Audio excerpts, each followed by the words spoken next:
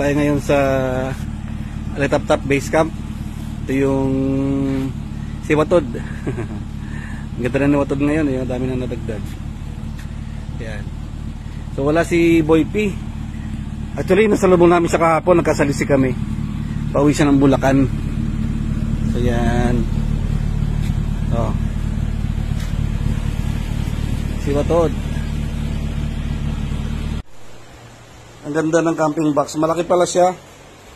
Actually, isakto lang siya dun sa pinagpapatungan ko na isa ring camping box ko na kulay green. Naiwan pa dun sa sasakyan. Kabababa ko lang nito. Ang gandahan nito, parang drawer na rin siya. Ay, parang ano, cabinet. Mini cabinet. So, nandiyan pa rin yung mga ibang gamit. O, di ko pa rin natatanggal. Groceries, mga condiments. Yan, nandiyan lahat. Yan yung kanilang sardines. Masarap. Boy P. Bangus. Spanish style na sardines siya. Sarap niya na, ayan, nabawasan ko na kagabi. Ito na rin kinain ko pagdating ko. Salamat Ma'am Tricia pala, Ma'am Tricia at Boy P. Yan. At sa wakas nakatungtong ako ng base camp at narating ko rin yung New Zealand of Nueva Vizcaya.